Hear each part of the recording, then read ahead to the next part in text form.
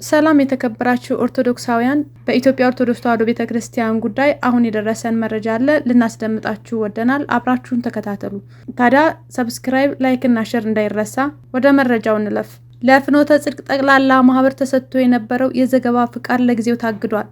በኢትዮጵያ ኦርቶዶክስ ተዋሕዶ ቤተክርስቲያን ስር የሚሰሩ ኦርቶዶክሳውያን የሚዲያ ተቋማት በአንድ ማዕከል እንዲያገለግሉ የመረጃ ፍሰቱ ወጥነት ያለውና ተቋማዊ መሆን ይችል ዘንድ በኢትዮጵያ ኦርቶዶክስ ተዋሕዶ ቤተክርስቲያን ሕዝብ ግንኙነት መምሪያ የ2 ቀናት ስልጠና ተሰጥቶ የቤተክርስቲያን መሰረት፣ እምነት፣ ስርዓት፣ አምልኮትና ትውፊት አክብረው በቤተክርስቲያን ዙሪያ ዘገባ ማከናወን የሚችሉበት ፈቃድ ከመምሪያው መሰጠቱ ይታወሳል። ከዚህም የሚዲያ ተቋማት መካከልም የፍኖተ ጽድቅ ጠቅላላ ማህበር ፍኖተ ጽድቅ ቴሌቪዥን አንዱ ሆኖ ዘገባዎችን ሲያሰራጭ ቆይቷል። ሆኖም ግን በፍኖተ ጽድቅ ቴሌቪዥን በዕለተ ስቅለት ቅድስት ድንግል ማርያም ቤዛዊተ ዓለም አትባልም በሚል ርዕስ የተላለፈው ትምህርት ውዝግብ በማስነሳቱና ቋሚ ሲኖዶሱ በጉዳዩ ዙሪያ ተወያይቶ ውሳኔ ለመስጠት ለረቡዕ ሚያዝያ 22 ቀን 2017 ዓ.ም ቀጠሮ የያዘ በመሆኑና ጉዳዩ በሚገባ ተጣርቶ ውሳኔ እስኪሰጠው ድረስ ከመምሪያችን ለፍኖተ ጽድቅ ቴሌቪዥን የተሰጠው የዘገባ ፈቃድ ለጊዜው የታገደ መሆኑን እንገልጻለን ሲል የኢትዮጵያ ኦርቶዶክስ ተዋሕዶ ቤተክርስቲያን ሕዝብ ግንኙነት መምሪያ አስታወቀ። በተጨማሪም የኢትዮጵያ ኦርቶዶክስ ተዋሕዶ ቤተክርስቲያን መንበረ ፓትርያርክ ጠቅላይ ቤተ ክህነት ጽሕፈት ቤት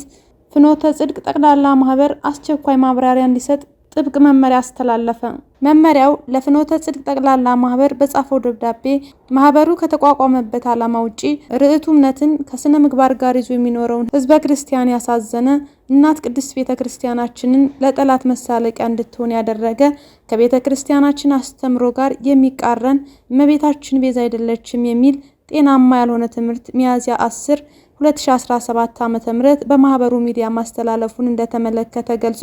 የማህበራት ምዝገባ ክትትልና ቁጥጥር መመሪያው በቅዱስ ሲኖዶስ ምልዓተ ጉባኤ ጸድቆ በተሰጠው ደንብ መሰረት በማህበራት መንፈሳዊ እንቅስቃሴ ዙሪያ ጥያቄ የሚያስነሱ ጉዳዮች ሲፈጠሩ ተገቢውን ክትትልና አስፈላጊውን እርምት የመስጠት ኃላፊነት ያለበት በመሆኑ በደብዳቤው ለተጠቀሱ 5 ነጥቦችን በማህበሩ በኩል አስቸኳይ ምላሽ እንዲሰጥባቸው በጥብቅ አሳስቧል። መመሪያው በጻፈው ደብዳቤ ላይም በዕለተ ስቅለት የተላለፈው ትምህርት ቪዲዮ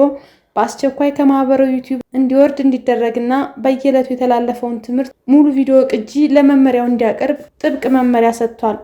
በማህበራት መተዳደሪያ ደንብ አንቀጽ 9፣ 10 እና 11 መሰረት ፈቃድ ተሰጥቶት የሚንቀሳቀስ ማህበር መሆኑ ይታወቃል። ይሁን እንጂ ማህበሩ ከተቋቋመበት ዓላማ ውጪ ርዕቱ እምነት ከስነ ምግባር ጋር ይዞ የሚኖረውን ሕዝበ ክርስቲያን ያሳዘንን እናት ቅድስት ቤተክርስቲያንን ለጠላት መሳለቂያ እንድትሆን ያደረገ ከቤተ ክርስቲያናችን አስተምሮ ጋር የሚቃረን እመቤታችን ቤዛ አይደለችም የሚል ጤናማ ያልሆነ ትምህርት ሚያዝያ 10 ቀን 2017 ዓ.ም በሚዲያው ማስተላለፉን ተመልክተናል። ስለሆነም አንደኛ በፍኖተ ጽድቅ ጠቅላላ መንፈሳዊ ማህበር ሚዲያ ሚያዝያ 10 ቀን 2017 ዓ.ም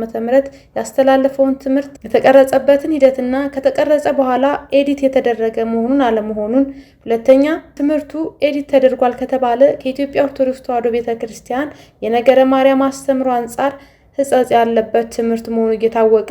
ከነስተቱ ለምን በማህበሩ ሚዲያ እንደተላለፈ፣ ሶስተኛ መላ ኦርቶዶክሳውያንን ያሳዘነው ይህ የስህተት ትምህርት ሁሉም የቤተ ክርስቲያናት ሊቃውንትና ምዕመናን ተሰባስበው መከራ መስቀሉን በሚያስቡበት ዕለት ስቅለት እንዲተላለፍ የተደረገበትን ዓላማ፣ አራተኛ የተላለፈው ትምህርት ሕጸጽ ያለበት መሆኑ ከታወቀ በኋላ በማህበሩ አስተዳደር በኩል የተወሰደ የማስተካከያ እርምት መኖር አለመኖሩን፣ አምስተኛ በአጠቃላይ ማህበሩ ከቅድስት ቤተክርስቲያናችን አስተምሮ ያፈነገጠ ስህተታዊ ትምህርት በሚዲያው እንዴት ሊያስተላልፍ እንደቻለ